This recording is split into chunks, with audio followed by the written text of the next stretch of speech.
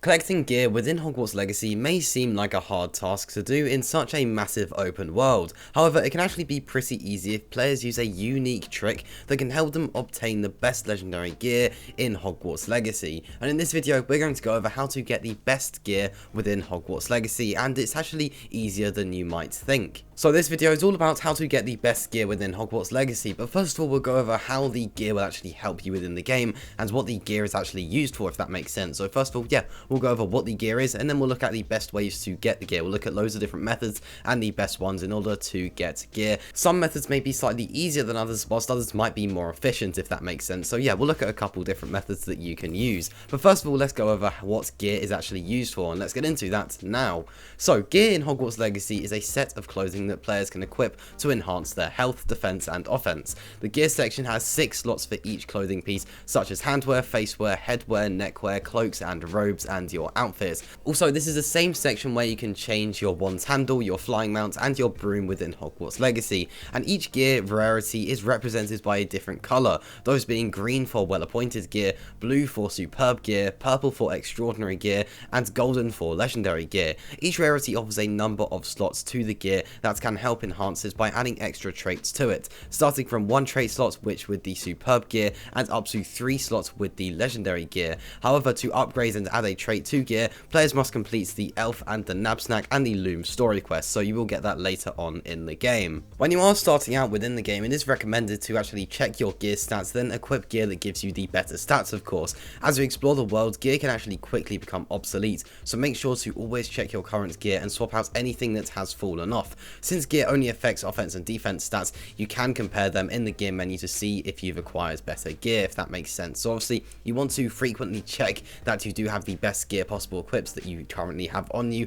as especially at the beginning of the game you're going to rack up quite a lot, since at the beginning, it's pretty easy to find some gear. It might not be the best gear, but chances are it might be a little bit better than what you already have equipped, so you want to frequently check that you do have the best gear equipped that you do own.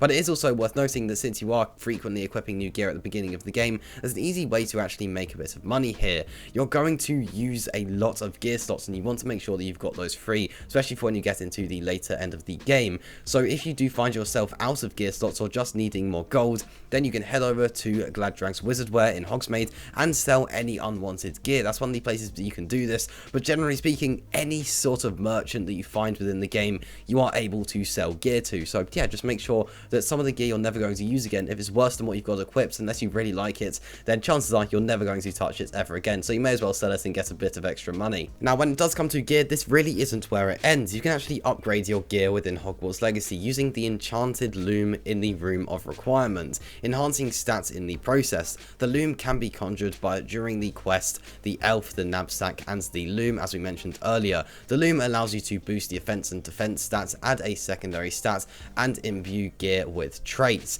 All of this allows you to boost the power of your character through a host of the Hogwarts Legacy character customization options. The Hogwarts Legacy traits are the real shining upgrade out of the lot, as they allow you to deal increased damage to various types of enemies and deal more damage with tools or spells. They actually are key to being able to really craft Hogwarts Legacy builds that suit your playstyle, so be sure to focus on the Hogwarts Legacy quests as much as possible until you unlock them. But the added bonus is that adding a secondary stat allows you to give the gear piece either a defense or offense boost, whichever isn't on the piece of gear already. So there is a lot of functionality when it comes to using the loom within the Hogwarts Legacy Room of Requirements, but do make sure to get loom stones to do the upgrading though. By upgrading your gear, you can actually combine this with the best spells and the best talents within the game, so yeah, that's something worth noting there to be able to thrive even more within combat. So that is how gear works, how you'll be getting gear at the beginning of the game, how you can actually sell your gear, and how you can actually upgrade your gear. So now we're going to go over the best bits of gear that you can find within the game, and then of course we're going to go over how you can actually find these bits of gear within the game and the best ways to go about finding gear within the game. And it's also worth noting this is a bit of a moneymaker here. Say you find some gear that you're actually not going to use, well then go ahead and just sell that. So yeah, it's definitely worth noting that you can make some money here even if the gear you find isn't that good. This makes it a bit of a win-win, to be honest. You're either getting gear that's better than what you've already got equipped, or you're getting gear that you can go ahead and sell and make a bit of money from. So yeah, now let's look at the best in the game. First of all, we have the true historian robe. The real historian robe is a very bright robe on which you will find a kind of star star map. The colours are gold and white and therefore not too colourful. You get the real historian robe through a side quest from Arthur Plumley, who is in the astronomy tower. Arthur tells you about a secret treasure in Hogwarts Castle and hands you a treasure map. Follow the clues on the map and find the treasure in the painting with the help of the Accio spell, and you can recover the real historian's robe. Next up is the Herodiana's clothing set. In Herodiana's clothing set, you won't get a robe, instead you'll get a hat, a uniform, gloves, and actually a cape. To unlock this set, you'll have to embark on a dangerous puzzle journey through Hogwarts Castle. Beforehand, it should be said that you will need the Depulso spell to open the secret entrance. To unlock the mission, talk to Sophronia Franklin, who is located in the Hall of Herodiana, also in the astronomy tower. She tells you about a secret passage in the castle that you should find. This time, however, the entrance to the puzzle is marked on your map. In front of the entrance, use your Depulso spell to open the door. You should also have the spell Accio ready. You'll need it and Depulso more than once actually. Once in the puzzle, you have to move cubes to get to a higher level. There is a Herodiana's cape. Move the next cubes and find Herodiana's clothes. At the last level of the puzzle, you have to position several cubes correctly. If you get stuck here, you can use the glowing balls to reset all the cubes. Once you have done that, you'll get the final piece of equipment.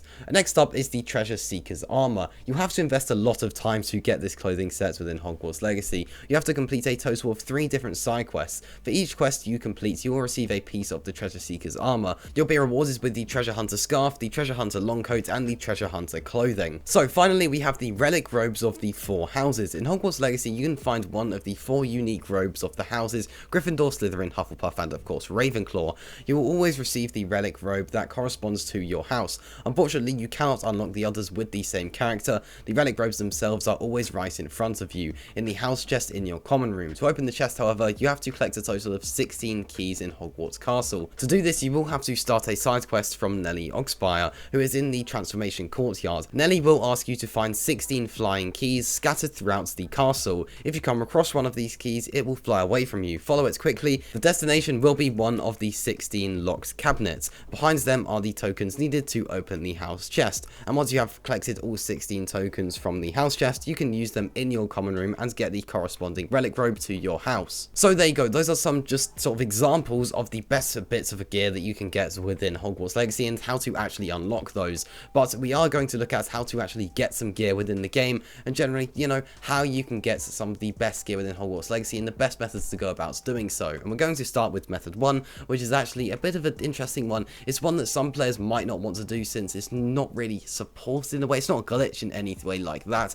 but it is sort of, you know, it involves exiting the game a couple times to see what you'll get. But yeah, I'll walk through it now. So for this method of finding gear within the game, first of all, you're going to want to locate any chest on the map. Obviously the eye chests are a great option, but to be honest, it doesn't really matter. You can find any sort of chest and you can just go from there.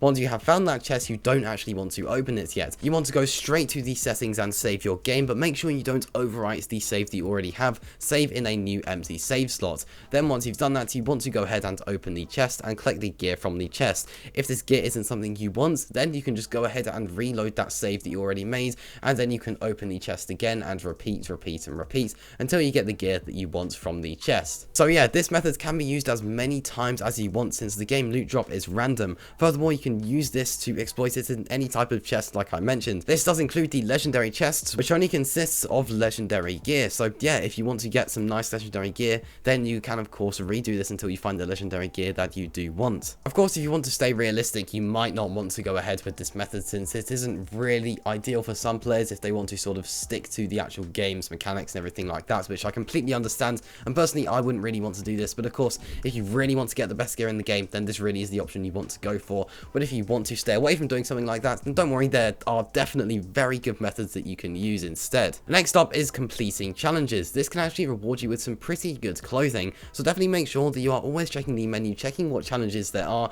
and in some cases you may have already completed some challenges but not claimed your rewards, so make sure that you frequently check those and claim the most frequent rewards. The harder the challenge, the better the reward will be. So yeah, definitely make sure that you're frequently checking those challenges, completing those challenges, and getting yourself some solid gear. And next up is actually one of the better ones in my opinion. Of course, we had the looting chests, and then you can combine that with that sort of saving method there if you want to. But then we have the final method, which is the water, where if you actually swim, which you can swim within Hogwarts Legacy, then you can actually find sort of small circular areas within the water where you are able to search, and by doing this you'll either get some coin or you may actually get yourself some new gear. This gear really varies. It may be some amazing gear, but the gear also may be terrible. But once again, if it's terrible, you can sell that and make yourself some decent money. So yeah, it's a bit of a win-win really. If you don't like the gear, then you can just go ahead and sell it, and if you like the gear, then of course you can go ahead and use it. So yeah, that is actually one of the best methods, I think. Outside of the saving method, I think that is the best method for finding gear within Hogwarts Legacy, unless it is secret gear. Like we mentioned earlier, there's some gear where you have to go through certain methods to unlock that, and that isn't really involved in any of these, but we went through that earlier in the video. But that does just about wrap up things here. That is how to find the most insane gear for free within Hogwarts Legacy. Hopefully you now know how to find the best gear within the game, and you know exactly where to start, and you have the method that works for you. Now, I have actually done a video going over the best ways to make money within Hogwarts Legacy, and if that does sound like something that would interest you, then a link to that video is on screen now, and you can go ahead and join me over there.